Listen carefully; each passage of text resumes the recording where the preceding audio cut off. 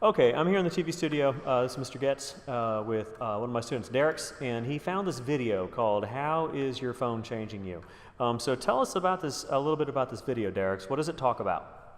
Well, one thing is certain, I came across this video not that long ago, and it's pretty much telling well, the video is about basically how electronics or technology, but in this case phones, are changing you over who you are, the things you think, and how you rely on electronics, basically with phones, more than anything else. Okay, so let's take a look at some of this here and let's see how it starts. Of the 7 billion people on Earth, roughly 6 billion own a cell phone, which Were you surprised that 6 billion people own cell phones? Yeah, that's hard to believe. That's a lot of people, right? Hard to believe. It's pretty shocking given that only 4.5 billion have access to a working toilet. So So right there, I mean, just thinks about, we think about Maslow's hierarchy of needs. Like, what is important? Cleanliness or having a cell phone? And it's like, well, I guess having a cell phone, more people have cell phones than have running water. Well, think about it. There's 7 billion people in this world, and 6 billion of them own a cell phone, and the majority of them own a toilet. About 4.5 billion people own one. So, as you can tell, yeah, more people rely on electronics than what they really need for themselves. Are these popular gadgets changing your body and brain? If you're looking down at your phone right now, your spine angle is equivalent to that of So I did some physical therapy last year, and I think it was kind of a repetitive stress injury where I was looking at my phone while walking the dog too much. Have you had any experiences, Derek, where you kind of feel like your body hurts and you've used your phone too much? Well, I did remember that I went to not to the hospital, but in this case I went to the doctor a few years ago, and I complained over a back pain that I've been experiencing. And normally doctors would say that this has to do with the fact that you would be you would basically be lying on your back, but at the same time you would be like moving forward, and your spine, like in the back of your back, would be like bending over. Like basically your back would bend whenever you're like on your, basically sitting on the chair and just, with your electronics and stuff like that. Yeah, so it's just kind of like hunched over something, so to speak. Child sitting on your neck, which is fairly significant considering people spend an average of 4.7 hours a day looking at their phone. This, combined with the length of time spent in front of computers, has led to an increase in the prevalence of myopia or nearsightedness in North America. In the 1970s, about 1/4 of the population had myopia, where today nearly half do. And in some parts of Asia, 80 to 90% of the population is now nearsighted. And it can be hard to put your phone down. Take, for example, the game Candy Crush. As you play the game, I mean, one of these, have you played PUBG before? I have. Okay, so I played PUBG on my phone twice. After playing it, like, my entire arm hurt, and like I was very disoriented. And it's not to just make a claim about virtual reality or anything like that, but it was just I found the experience very disorienting.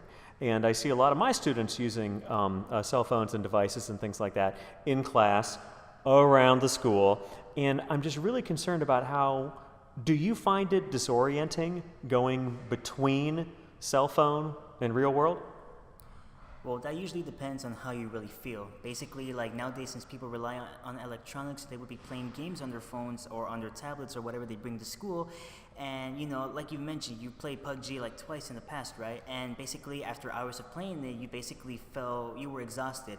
But that's because in the beginning, you were so curious about playing the game that you pretty much spend like who knows how long playing it. And by towards the end of the day, you would be all tired, and at the same time, you would be like somewhat, well, not relieved, but in this case, you would be like, well, basically, you're tired and exhausted, but at the same time, you will be glad that you just play the game because, it's a new experience for you because it's all about curiosity.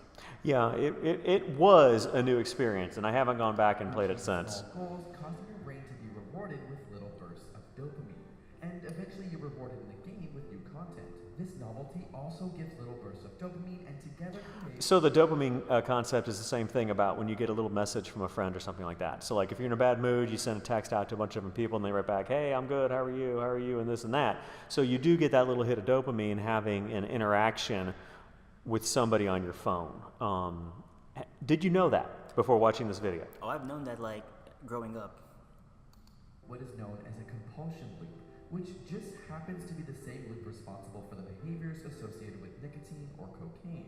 Our brains are Some addictive things right there, huh? Some addictive things for sure. Phones are designed to constantly provide us with new content, making them New content, new As a experiences. result, 92% of young people aged 18 to 29 report using their smartphone as a tool to avoid boredom, as opposed to other activities like reading a book or engaging with people around them. A tool to potentially not engage with people around you, right? Yeah.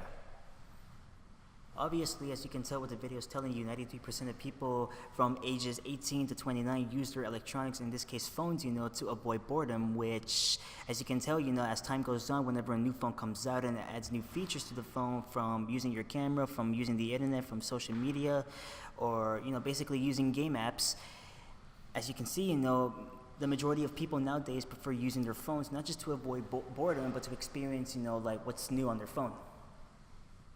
And to potentially not have to engage with people around them. Pretty much.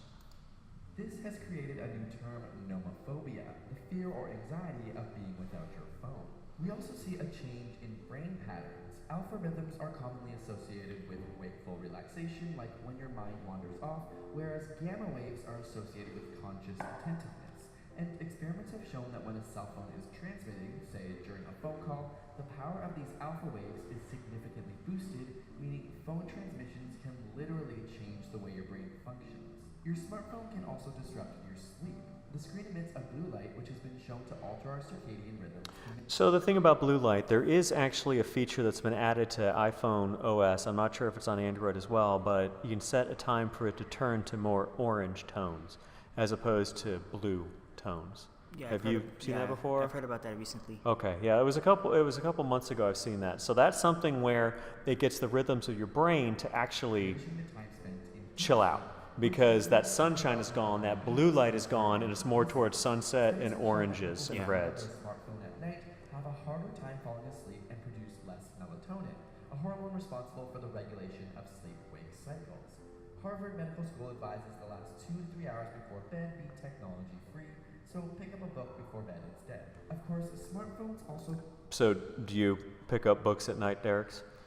To be honest, nowadays I rarely do, because like the majority of my time, whenever before I go to bed, I would be on my phone. Obviously, whenever I feel like reading a book, I will get it, because as you can see in the video, it's pretty much telling you that 93% of people, well, basically the majority of the world uses, prefers, in this case, uses phones right before they go to bed, which pretty much takes their sleep off time. So once you wake up in the morning, you're exhausted, you're tired because you've been on your phone for hours, in the previous night, which is why it's telling you that they would prefer you to read a book at night, so that way it could, decreases, the level of curiosity that you get, when you're using your phone.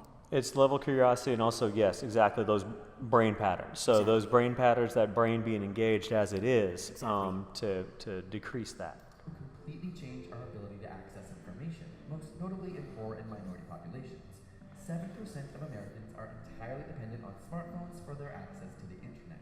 A 2014 study found that the majority of smartphone owners use their phone for online banking, to look up medical information, and searching for jobs. So while phones are in no way exclusively bad and have been part of a positive change in the world, there's no denying that they are changing us. But many successful people have now decided to take smartphone vacations in order to increase productivity. In our new ASAP Thought video, we break down the top 6 reasons you should take a smartphone vacation and how it could benefit your life right now. And subscribe for more weekly science videos. So with the new year starting up, I have not been in to play Clash Royale on my phone, on my iPhone 6. Oh, I used to log in several times a day and play a couple rounds, play around here and there, but I haven't logged into it since last year. That's the same thing with me, because nowadays, when it comes to like in the past, when I first got my phone, the first thing I did back then was download as much games as I could, because there were a number of games that my friends in the past have introduced me to it, and I got so stoked for it that I just really wanted to download and play as much as I can. But as the years go by, whenever a new change appears on the phone, I would pretty much step away, from playing games on my phone, because I basically don't do that anymore. Well, that's a good thing. Well, again, my name's Mr. Getz, standing here talking to Derek's. Anything else you want to mention about this video, Derek's? One thing is certain: the moral of this video is that as much as owning and using a phone is good, keep in mind there are consequences over it, and what it could do to change you. Excellent. If there's any other videos that you would like us to discuss and talk about it, please leave them in the comments. And this is the Mustang Media Network that you've been watching. Have a great day.